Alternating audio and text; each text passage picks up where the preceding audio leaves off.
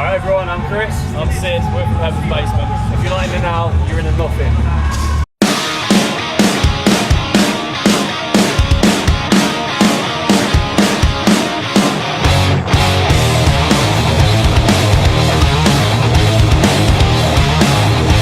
Hey everybody out there from In the Now, sitting here with Heaven's Basement at Aftershock.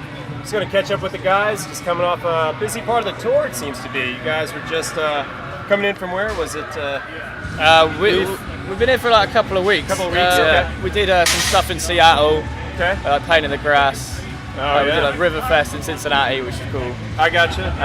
Yeah, we've done some club shows as well. So we've been really looking forward to this one particularly. Yeah, really. Yeah. What in particular would draw you to this particular Well- venue? Because you've been out there. We've seen you at Rock on the Range. We've seen you know, in many festivals, Rock Fest even. Well, in May when we did all those US festivals, we got Right. a taste for it. Yeah. And so this is the first one back where, because like loads of our friends' bands are playing as well. Right. So it's like a reunion. We get to say hi to everyone. It looks like a really cool festival. Yeah, it looks great. The weather's amazing. Straight away, it reminds me of like back in May on Kansas Rock Fest or Yeah. Rock in the Oh, Range. yeah, good memories. Or like summer at Download in England. Yeah, We chased yeah. the weather essentially. Yeah, it was actually sunny. There was some odd disc in the sky this year. They call it the sun. It Yeah, I was, think because everyone was saying that we brought it back from America. Yeah, that's what it was. And then we- That's what yeah. it was, most certainly. So that first circuit through the U.S. Was really successful. You know, we had Filthy Empire out there launching you guys. How do you feel that was received by everybody?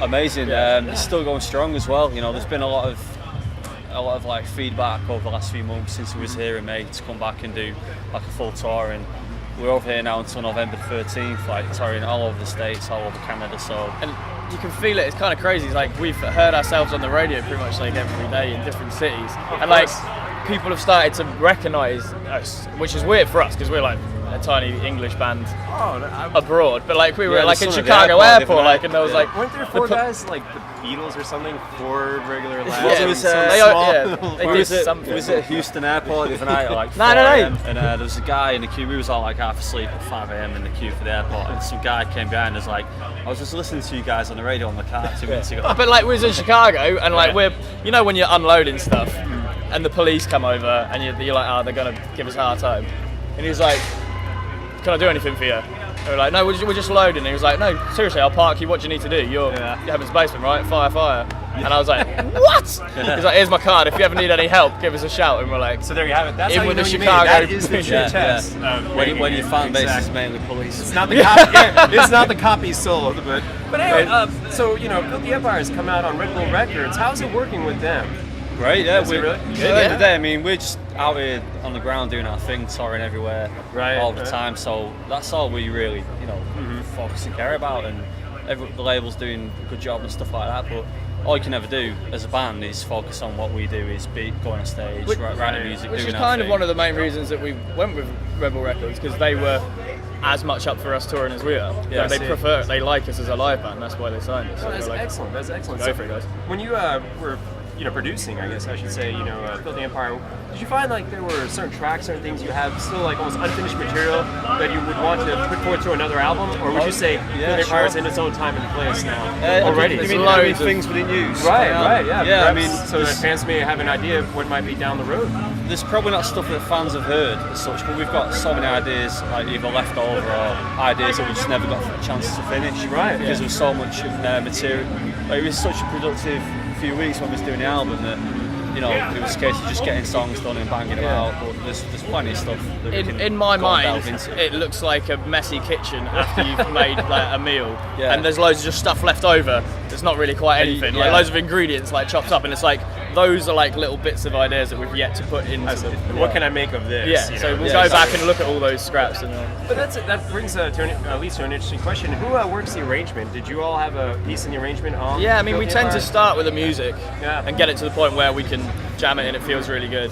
Oh, that's And good. then we'll try and get it 8 finished, and then Yeah. we'll go back through and work on like Yeah, vocals. we're just about getting an idea and then jamming it and seeing what comes of it. Yeah. We tend to do it as live as we can. Yeah. Of course. Because we are a live band, we never want to record songs, write songs that then we come to play live and we're like, oh, how do we do this? Yeah. Because like we don't ever intend to have like backing tracks or anything like that, so Of course. it has to be able to be played live. No, that makes perfect sense. You know, I mean, you can't beat live when you see Aaron jumping into the crowd as he did but it's like many of the fests this summer. Yeah. I mean, that is the feel of the music. You know, you won't get that. I know what you mean with backed up tracks. So we need to be able to be spontaneous live. So and so we work with songs. That's just the type of band we are. I mean, you know, there's a lot of bands these times that do it the other way around. You know, fair enough, whatever works for whatever style of music you play, but the music we all come from listening to is about the live performance and actually playing your instrument and working together as a band. So that's just how we're built as people. Right. You know. Well, who are your inspirations? You know, every artist is a fan of music themselves, you know, and so who are the people, honestly, you know, everyone has the big ones, you know, the Beatles or Iron Maiden or, Iron Maiden or Black Sabbath or something. Yeah. Who are your personal interests? You know, what do you feel makes you pick up your instruments, for example? I think it's like, as a band, we share a few core ones. Like, we all agree that Led Zeppelin and the Stones and the Beatles and Black Sabbath and Pink Floyd, people like that, were the guys. I'm a massive... Hendrix probably turned me on at the guitar. Like, I'm pretty sure it was like... Yeah, there's a lot of people. It's like Sid said, there's the core bands, and then everyone's got the things outside that. I'm into a lot of metal and heavier stuff as well. Aaron's got his kind of stuff he listens to, which tends to be He's like a big Queen fan and stuff like that. Stuff that Queen singers just go, I'm a massive blues fan, but I suppose it makes sense. Rob's as like a a guitarist huge Beatles fan. Exactly. So put it all into a pot, and there's lots of ideas and inspiration between the four of us, you know. I mean, the mutual thing is we all appreciate and love bands that have stood the test of time and that have been here for 20, 30, 40 years, you know, whether it be Metallica or the Stones. Bands that just stick to the thing and have survived regardless of what trends have come in and out. That makes sense. And the reason why I ask is because that is a testament to your music in a way. I mean, influence is influence, and that is what will stand the test of time, you know, not just a hit single. Yeah. It really is what you're feeling now and how that will be later on. Like you said, bands have stood the test of time. Yeah. So that's quite a bit. Definitely. For you gentlemen, I know it's a busy tour season, you know, and you're going from one gig to the next to the next. What do you have in your downtime that you do that helps you diffuse? You know, is there downtime? It doesn't really happen much. Besides sleep. Yeah, I've never really had that.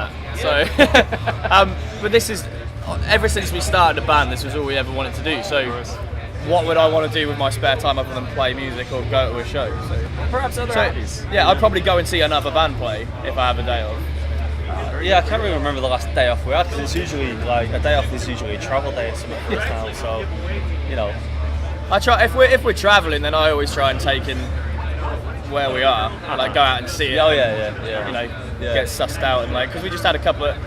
Like, we were in Chicago for a bit before the tour started, and that was great. Excellent. So we hung out around there. And, wow, amazing.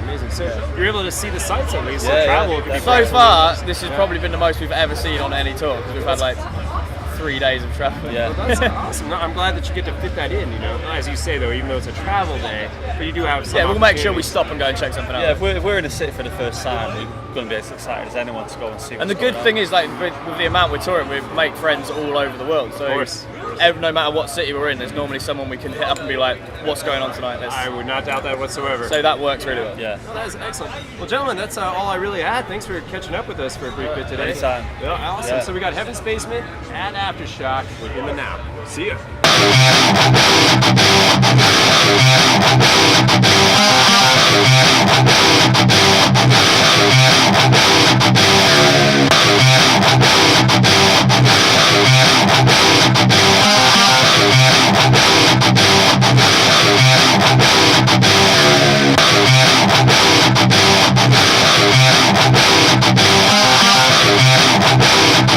So whenever you're ready, all three gentlemen, 1, 2, and...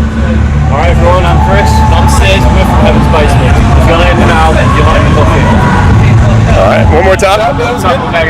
If you're not in the now, You're in the now. Alright.